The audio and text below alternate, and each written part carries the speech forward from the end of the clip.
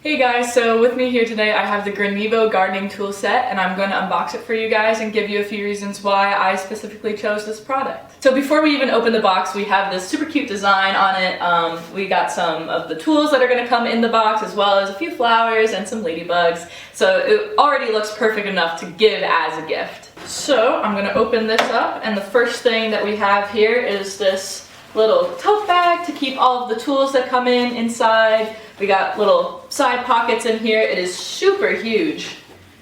Look at all that. So underneath the bag we have 8 more items in here, including a weeder, a transplanter, a cultivator, and anything else that you would need for your daily garden maintenance. So first I'm going to try on these gloves. As you can see, we have a nice rough spot where the palm and fingers are to protect them.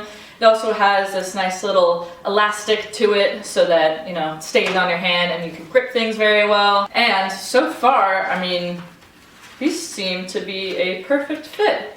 Super comfortable, super nice, gonna keep them protected. So every other product in here, as you can see, has stainless steel on it, so it will not rust. We also have this handle here that is super ergonomic and also a nice light wood color. So along with the other tools in here, it does come with a little spray bottle, which is nice.